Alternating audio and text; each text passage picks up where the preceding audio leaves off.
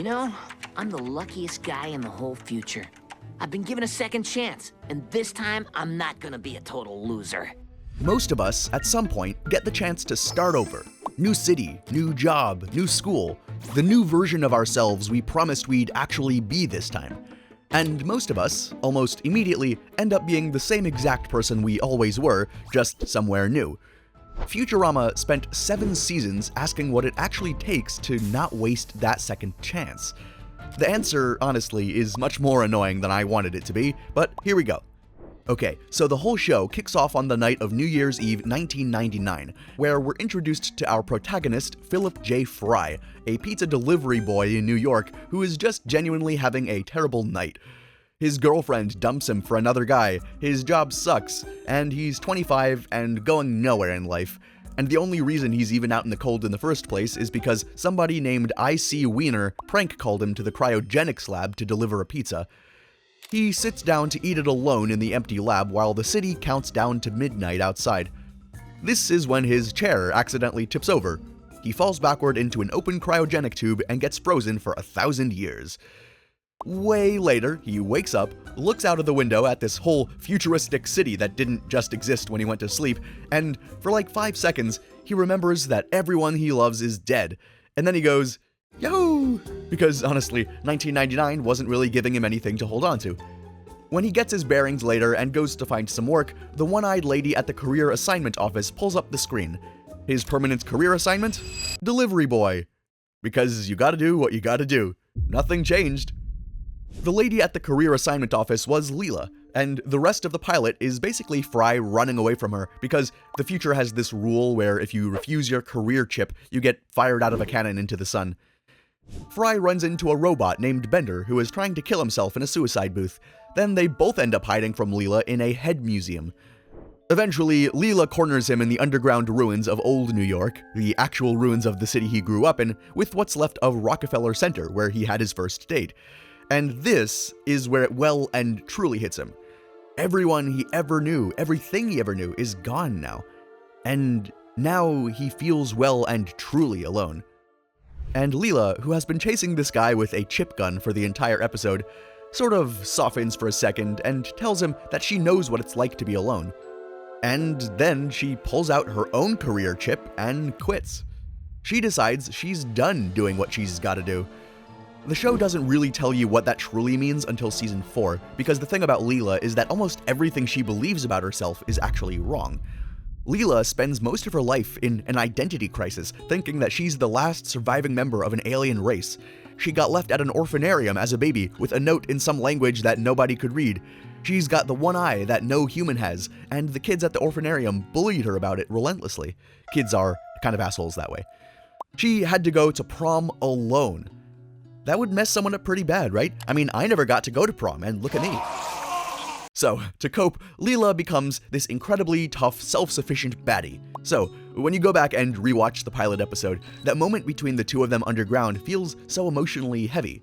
These are two individuals who find themselves completely alone in a strange world, in different ways, and for better or worse, only they can understand each other's feelings. It's okay. You're lonely and I'm lonely, but together, we're lonely together. Until season 4 pulls the rug. In the episode Leela's Homeworld, she finds out that she's not an alien. Her parents are sewer mutants. They live underground with all the other mutated humans who got banished down there for looking weird. And when Leela was born, she came out looking almost completely human. Just with one eye, but otherwise basically passing. And her parents looked at this baby and figured out that if they raise her in the sewer, she would be stuck living the same crappy underground life they had. But up on the surface, she might actually have a shot. Because while mutants aren't allowed to live up on the surface, aliens are. So over the course of her life, they watched her. For 30 years, through grates, through manhole covers, sneaking into her school plays from underneath the floor. There's this whole montage near the end of the reveal episode of all of the ways that they were there. Birthday gifts left anonymously, a hand reaching up through a grate to tuck her in when she was little. It's genuinely one of the most heartbreaking montages the show ever did. So, both of them are carrying something they didn't earn. Fry got a new life 1,000 years into the future because a chair tipped over, and Leela got a chance at a normal life on the surface of the planet because two people who loved her made the hardest decision parents can make. And neither of them really asked for any of it. They were just given second chances. The thing is, though, and this is where it gets interesting, it turns out that Fry's accident wasn't actually an accident at all. Nibbler, who has been hanging around Planet Express the whole show pretending to be the office pet, was actually responsible for that. Turns out that Nibbler is ancient and incredibly intelligent, and he was the one who pushed Fry into the tube. Fry's whole life, getting frozen, losing everyone, ending up in the future, all of it was a 1,000-year-old plan. Because for prophecy reasons involving floating brain monsters that we genuinely don't even have time to get into right now, Fry was the only person in the universe who could eventually save it. The episode is called The Why of Fry, and there's this moment where Fry just kind of crumbles because the worst thing that ever happens to him wasn't even an accident. Somebody did it to him on purpose. His whole life was somebody else's plan. And then, when he's actually offered a way out to go back to his original timeline, he takes it. He can go back to the night that he fell in the tube and stop himself. He can have his old life, the ex-girlfriend, the dead-end job, all of it. None of this future stuff has to ever happen.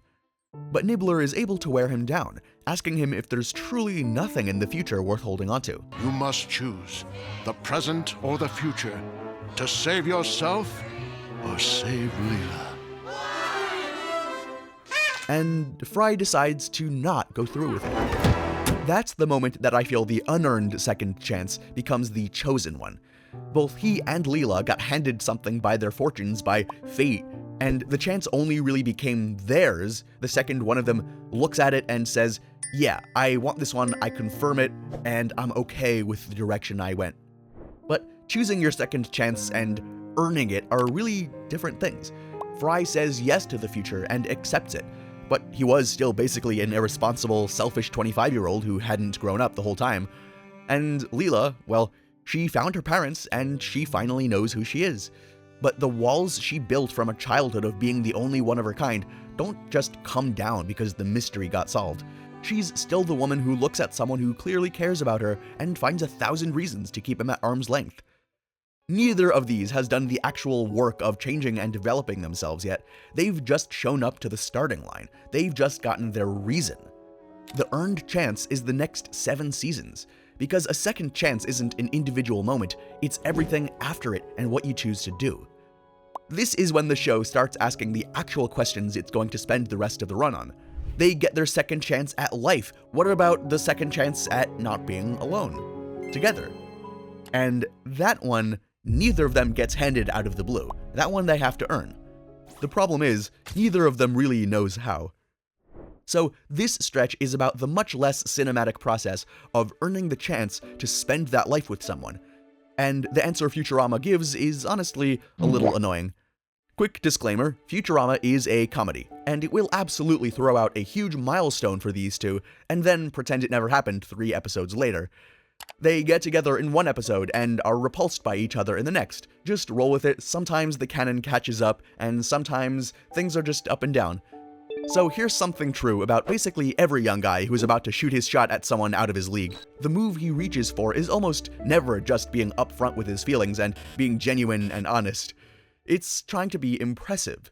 Pull up with some massive gesture, and surely the other person will be all over you. All you have to do is be cool, be impressive.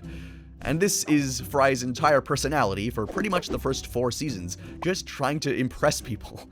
And the show is genuinely brutal about it. In Parasites Lost, he eats a bad sandwich at a truck stop and gets parasitic worms that start living inside him, running a full renovation, which is somehow not the grossest thing that happens that season.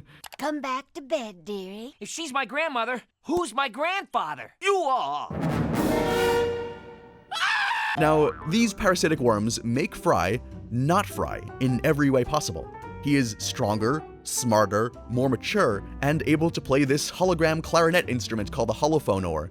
Leela actually starts falling for him. He can finally be with the person that he had been pining for so long, but he can't go through with it.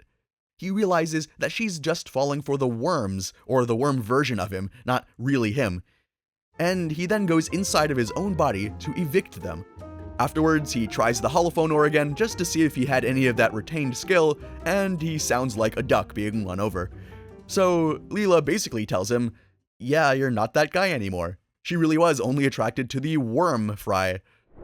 Now, the obvious lesson here is be yourself. Stop trying to be the upgraded version because it's not really you. It's basically just a parasite, a mask that you put on, and it isn't who you are. Right? That's the lesson. Well, nope. Fry takes the absolute opposite lesson from this and decides that he really just wasn't impressive enough and he has to try again. In Time Keeps on Slippin', in the chaos of the time jumps, Fry somehow manages to convince Leela to marry him. Absolutely, positively no way that you and I will ever... Man and wife. They get divorced just seconds later, of course, but it's only revealed at the end of the episode that he convinces her by physically rearranging literal stars to spell out, "I love you, Leela," across the night sky. But after this point, their relationship, or lack thereof, truly feels like it's at a dead end. Leela clearly does have feelings for Fry, but she just can't bring herself to fall for someone as immature as him. The thing is, Fry is very sweet, but he's so immature. I love his boyish charm, but I hate his childishness. But Leela's hesitation isn't her being a jerk or anything. She gets a lot of flack from some fans for constantly turning down Fry's big gestures.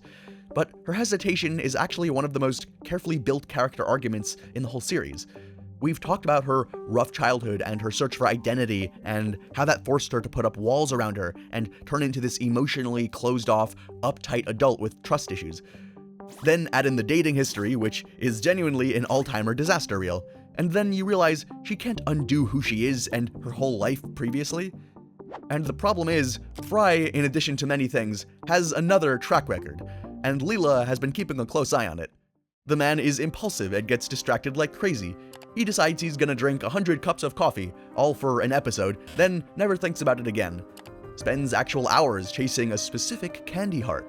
Enrolls in college, drops out 2 episodes later, starts a comic book, quits. He commits with his entire chest, then the feeling just goes away and whatever it was gets left in the past. He's also not always honest with her. He told her that he didn't have any feelings for Amy, and then he slept with Amy at the first opportunity.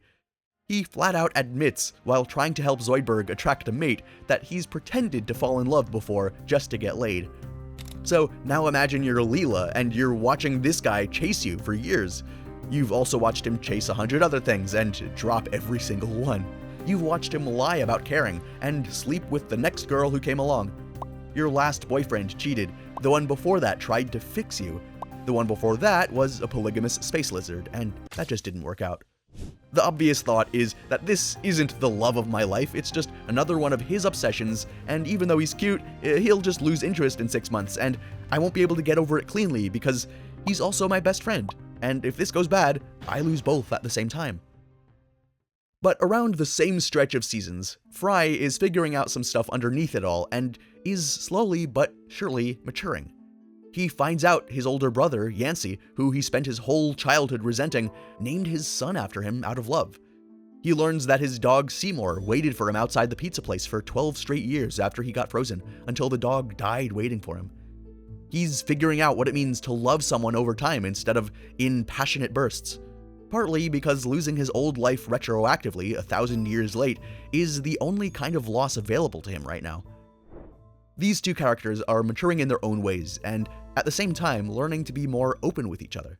When Leela is stung into a coma by giant space bees in The Sting, all Leela can think about inside her comatose dreams is Fry, who has been sitting at her hospital bed for 2 straight weeks, talking to her, trying to bring her back. Then we come to the final episode of the Fox run, which probably could have been the end of the series if not for the reboot later. Fry writes a full opera for Leela, which goes horribly wrong because he traded his hands with the devil in order to play the holophonore better. Things go south pretty quickly, and Fry is forced to give up the hands. But Leela still wants to hear him play. Please don't stop playing, Fry. I want to hear how it ends. And then Bender's big score just proves with Lars that all she really wanted from Fry was for him to stop being so immature and to finally get with the program. Because the second Leela meets Lars, a Fry with 12 more years on him, the wall is just gone. By the end of the 4th movie, Into the Wild Green Yonder, they both finally say it out loud, right as the Planet Express ship is flying into a wormhole with the expectation of never coming back. I love you, Leela.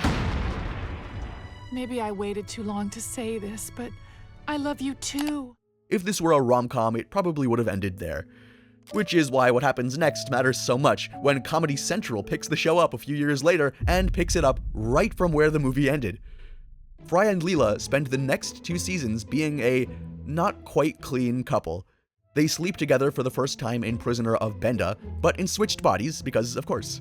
They get a literal printout of their entire shared future from a super intelligent Bender in Overclockwise, and they smile, hold each other reading it, and break up like 4 episodes later. Now, you can chalk all of this up to lazy writing, plenty of fans do, but honestly, I think it's kind of the most accurate thing that the show ever does about how this stuff actually works between 2 damaged people. Sometimes it doesn't. And hey, it might have been lazy writing, but this kind of still works. You have a breakthrough on a Tuesday, but by Thursday, a damaged person is half pretending that it didn't happen. That's just how it is. Trauma doesn't get unwritten by one beautiful moment. It gets unwritten by 1,000 boring ones, most of which nobody clocks while they're happening. And sometimes the trauma can still break a relationship apart. These are 2 people who spent the first half of their lives lonely on opposite sides of the universe. Getting close to somebody isn't something you do once, it's something that you have to keep doing, over and over, even after you've already done it. The kiss isn't the prize, obtaining the woman or the man isn't the prize, the kiss is the start of the actual work. And this is the part of all this that I think the show is actually trying to tell us. Every rom-com you've ever watched runs the same script. You become good enough or you learn one lesson, and love is your reward. You earn it. Like love is a trophy that you unlock for completing the game or saving the princess or becoming friends with them. Futurama goes the other way around. Love isn't the prize, love is the side effect. Leela doesn't drop her walls because Fry's earned it, she drops them because she's grown enough to handle being wrong about him. Fry doesn't show up because Leela's earned it, he shows up because he's finally grown into the kind of guy who shows up. The relationship doesn't fix them. They don't fix themselves for it. They just slowly, painfully, between abandoned coffee challenges and stolen robot devil hands and 12-year time travel detours, turn into people who can be in a relationship at all, for a start, and then it can exist, which is exactly what the show finally lets happen in the episode that was supposed to be the last one Futurama ever made. Meanwhile, the season 7 finale, Comedy Central was done. No Hulu renewal coming, the writers were pretty sure this was it. They had 1 episode to wrap up everything. So, Fry decides he's finally going to propose. He picks the top of the Vampire State Building at sunset. He's also been carrying around a button that the professor invented that lets him rewind 10 seconds whenever he uses it. Useful little gadget for a guy who is nervous about everything. Then, the sun goes down, and Leela doesn't show up at the time on his watch. So, Fry, thinking that he's been turned down, jumps off the building. Except Leela was on her way the whole time. He just had the timing wrong. She sees him fall, he sees her see him, panics, hits the button, and now he's stuck falling off of a building over and over in a 10-second loop while everybody watches. The crew tries to save him, and when they do, the button breaks and time freezes across the entire universe. Everybody on Earth is locked into place. Every person, every animal, every car. The only 2 things still moving anywhere are Fry and Leela. So they get married, right there, in a city where nothing else exists. No officiant, no music, no audience. After 7 seasons of Fry trying to win her with operas and stars and gestures that are designed to be witnessed, the thing that finally works has nobody watching it, and is just the 2 of them. They spend the rest of their lives right there, in that empty world, in that frozen moment in time. They walk out of that frozen city together and travel the planet. They live their lives together, and eventually they end up back at the top of the same Vampire State Building as elders. The professor finds them there. He's finally figured out how to unfreeze time. The catch is, to actually unfreeze it, he has to rewind everything back to the instant before he conceived of the time button, which means undoing the entire lives Fry and Leela just had together. Fry looks at Leela. Leela looks at Fry. And Fry says, "Wanna go around again?" And Leela says, I do. She presses the button, and the show ends. That's where the whole show had been leading to from its very first episode. Both of them got handed that second chance that they didn't really earn. Fry by accident, or not, and Leela by her parents giving up everything. It became their chosen second chance when they decided to keep going and to work on themselves and to live their lives. And it became an earned one, slowly, painfully, across 7 seasons of transforming themselves as people. And they slowly became someone that the other person could actually be with. And that's the beautiful thing about this show that we don't talk about enough, because most love stories sell you on the idea that finding the right person is the work itself. That's what most shows show, is the earning process, the wooing. Because love stories are romantic, and that's the romantic aspect, not the boring stuff all in the middle. Once you meet the person, the story is over, happily ever after happens, the credits roll, and then what? But Futurama spends 7 seasons saying, nah, finding each other is barely the start.